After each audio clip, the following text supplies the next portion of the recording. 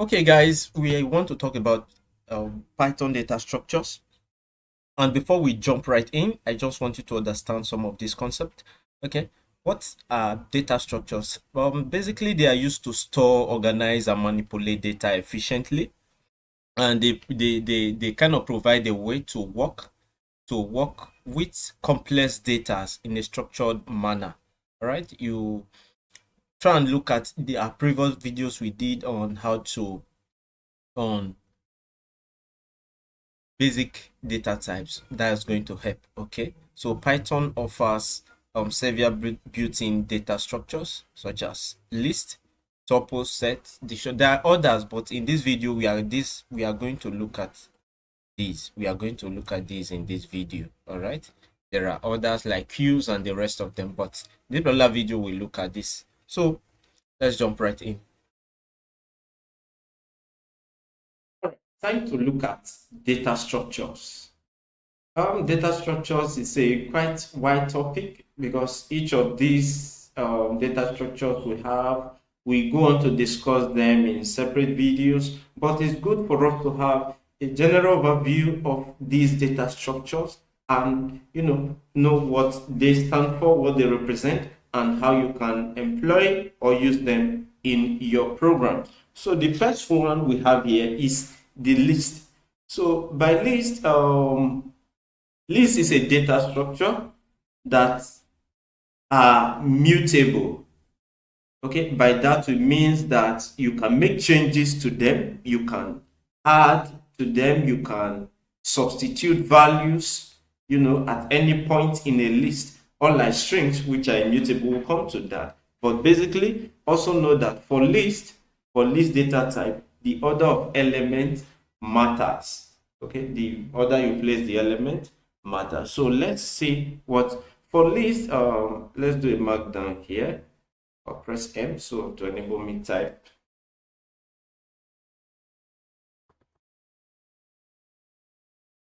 For list, you use this type of braces, this type of curly brackets. Okay, so let me create this above. All right, so I'm going to define. I'm going to have a variable and I'll call it my list, and I'm going to impute some values. So take note of the curly brace because that's one of the difference between most of these data structures. So I'll give it values 1, 2, 3, and 4. All right. So let's just do a simple operation. Let's print out what we have in that list. Let's print out the items we have in my list. Shift enter. So it's going to print out the content of my list, which is 1, 2, 3, and 4. Basically, very simple basic operation. So we can go ahead to have, a list of strings. So again, I could do my list and I'll just have a list of string. The first one, let's have just that.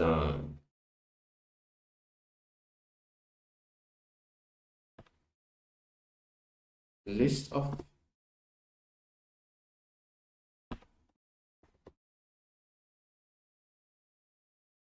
so I could have this in my list.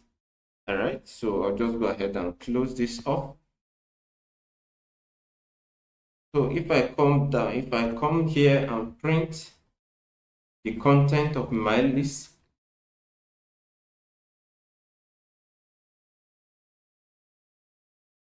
what is that supposed to be? Shift enter. I don't know why I forget that only. So it's going to print that. All right, you can see that there is something here.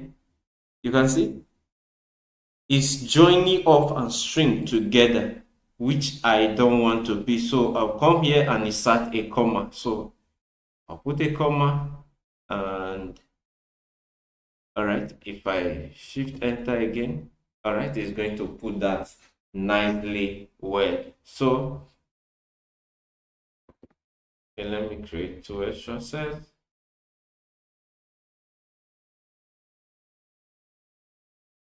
All right, so again, I could go ahead and check the length of that list by doing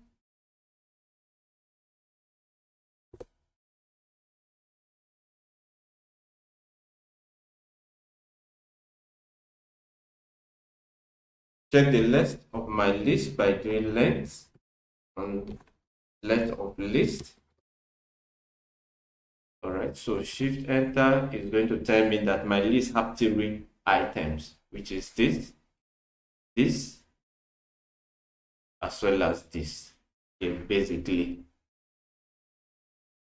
like I said earlier, the order of arrangement of elements in the list is important. The order matters. So I'm going to quickly prove that to you. So if I have a list, I have numbers, let's say one and two. Then I'm going to check that with, we are trying to test for equality. That's why we are using double equal sign. So order, then I have the other list, I have 1, 2, comma 1. So I want to check if this is true. So if I do shift enter, it's going to print false. Why? Because in this list you have, though they have the same element, but the order, they are not of the same order, so it's false. So that is why we say in list the order of arrangement is very important. But when we start talking about string, you understand that in string order is not that important. It's not important, right? So here again we go ahead to talk about that in list can be indexed and sliced. By that we mean that you can, access any value in a list. Then you can cut out values from a list. Then you can index a value from a list. So I'm going to show real quick a simple example that will make you understand what we are talking about. So if we have a list and I just have list of even numbers 2, 4, 6, 8, 8, 10, and 12. Okay, list of even numbers. So then I want to access a particular value, a particular number from this list. So I'll just go ahead and do even index 0. So what is the number at index 0? So if I do shift enter, it's going to print 2, because of course you know that the first index, the first index of elements, they start index from 0. So that's the first value here is at index 0. So basically, so again, we could reference other indexes from this list. Take for instance, I want to index the last element. I'll just do even, how do I index the last element? That means the last one, I'll use a negative sign. I'll do -1. That means I want to print the last element from this list here. So if I do shift enter, it's going to print 12. So that means the last element is 12. We can go on and on, but basically I'll leave it at this point because it's just a general. We have another video where we talk more about list. So again, we jump down here to talk about sets. Okay, so when we talk about set, a set is similar to list in a way, but has unique element. And again, the symbol you use in sets, let me just do a markdown here so that I can input a plain text. So for set, you use this curly brace, right? That is what you use for set. So and it's quite similar but has unique elements. So we are going to show that real quick, and by that I'll define a variable called my set, and I'll give it some values. 1, 2, 3, 4, 5, 6. So I'll just give it those values. And if I go ahead, let's first print the items in my set. Shift enter, so it's going to print out those items. So again, we can check, we can do type of set, so we can go ahead and do the type of my set. So I'll come here. If you are confused about this, the type you have here, so I'll do type of my set. So if I do shift enter, it's going to tell me that this is set. But if we come down here to here, I'll just have another. Let me print. Okay. If I come down here to do type of even, shift enter, it's going to tell me that it's a list. All right. So this type of my set, that is set. So take note of that. Then I could list the elements, the length of my set. So I'll just do length of my set. Okay, so shift enter is going to tell me that the items in this set, there are 6 elements. It's going to print out 6. So basically, so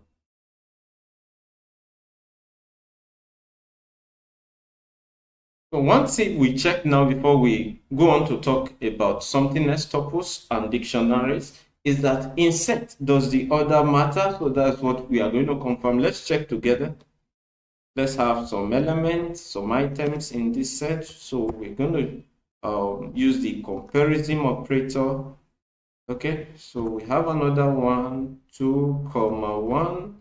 So I'll close this off. If I run it, shift enter, it's true. So that is to tell you that in set, the order of the element is not important. It doesn't matter. But like we did in list, okay, when we tried that using list, you see that it returned false. That means that it has to be exactly the same. So in list, order of arrangement matters. The items have to be arranged the same way, but in set, the order of arrangement does not matter.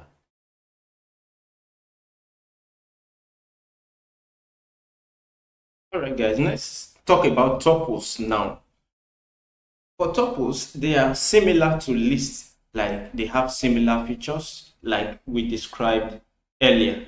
Okay, so one major difference is that you can't append or add items to tuples, and again, you cannot modify the values of tuples. Why is this, and what is the usefulness of this in in programming?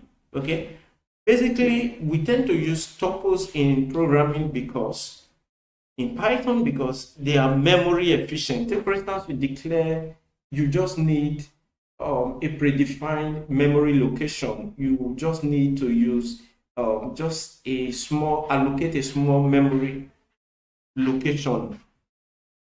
Okay, a memory address. You can use tuples to do that because you know that you are not going to modify the size, or you are not going to increase or add elements to that. So you can use tuples to take care of that, and they are memory efficient and good for storing lots of little things like let's say x and y coordinates. So that is why tuples, we use tuples again. So let's go ahead and show you how that works.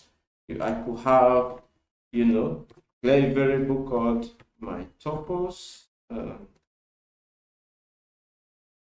Let me assign some values. Again, take note of the kind of bracket we use for tuples. And take note of the one we use for lists. They are quite different. So take note of that difference. Okay. So my tuples, and I'll give you some values. 1, 2, 3, 4. Okay. Let's leave it at that. And let's go ahead and do length of my tuples. First, let's print the items. I have there. Print my tuples. Shift enter. So it's going to print that. And again, we can do length. Let's check the length of my tuples. Shift enter. So it's going to tell us that there are 4 items there. So again, let's check if the order of items, order of arrangement is the same in tuples.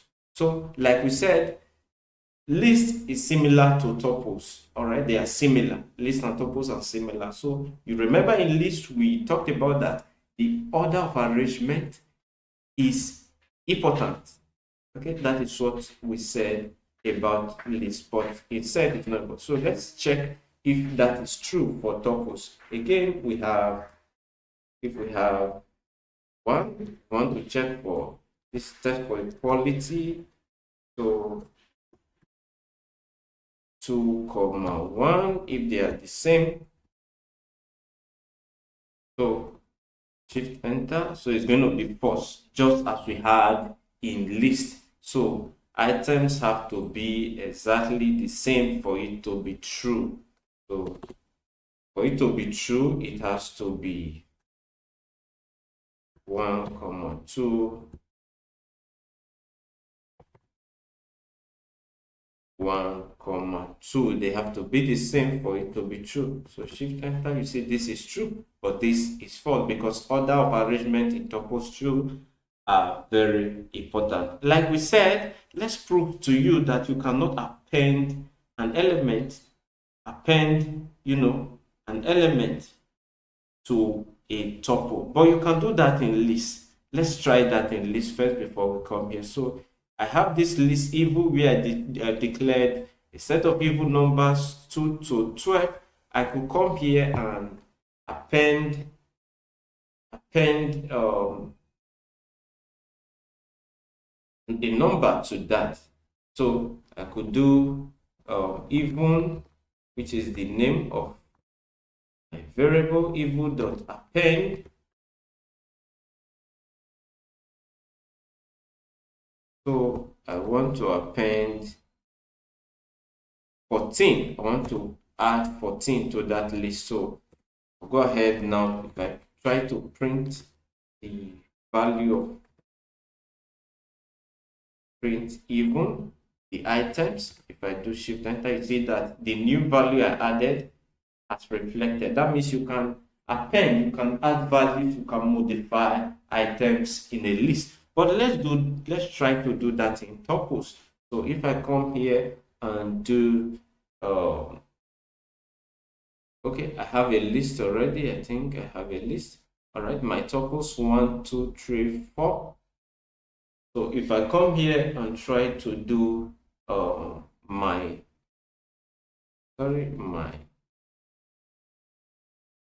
tuples, sorry about that, my tuples dot append.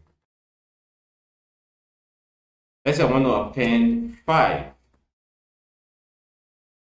Then I want to now print out element in my tuples. So if I shift enter,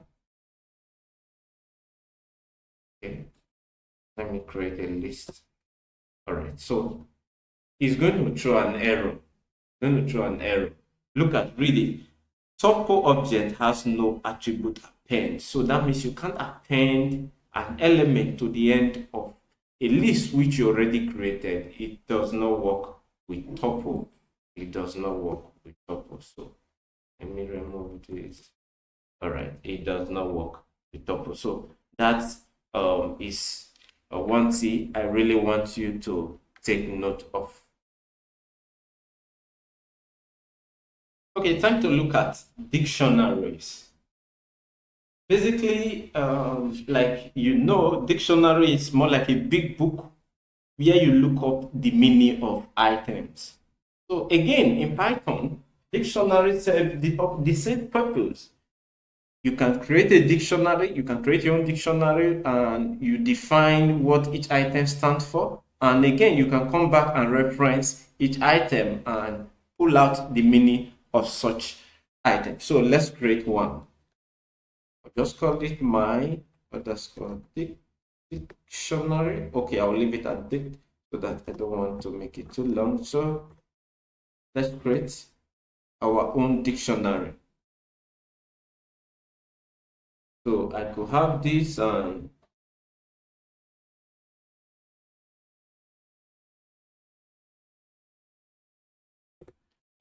I'll start creating. So for my dictionary, I want to have a boy.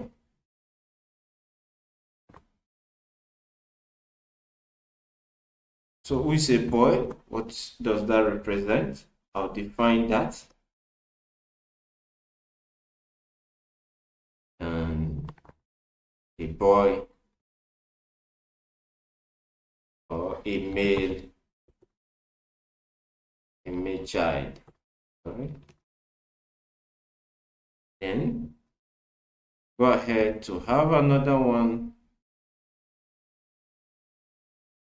Here I'll do girl. And I'll define that again. Just do a female child.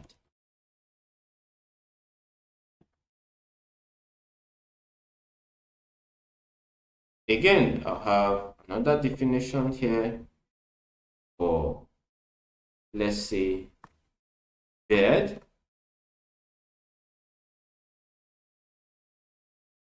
And what is that?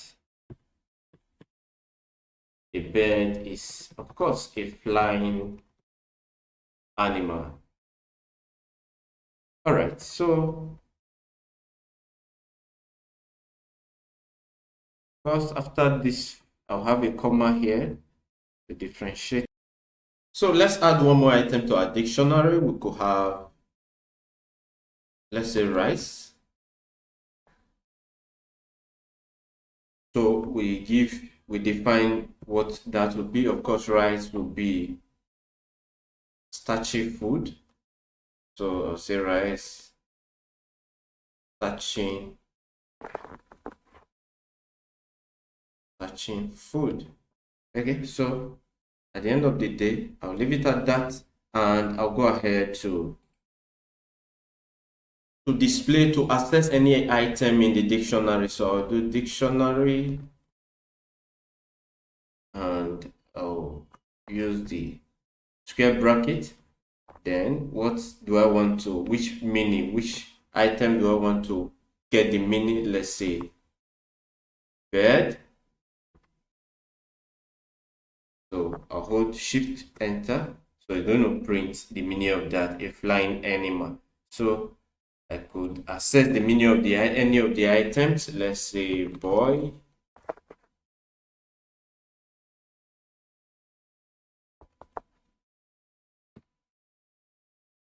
Shift enter, a male child. So you could go ahead to check the meaning of all of that. So just before I go, I'll let you know the similarities between set and dictionaries, like we have looked at. But both set and dictionary, both are defined with curly braces, like you can see here. Both are defined with curly braces, and set have unique values. Dictionaries have unique keys, and the order in both items, both set and dictionaries, the order is not important. It doesn't matter in which order you you place them. If you have 1 comma 2, 2 comma 1, it's going to be true because both items are same. So thank you. I'll see you in the next video.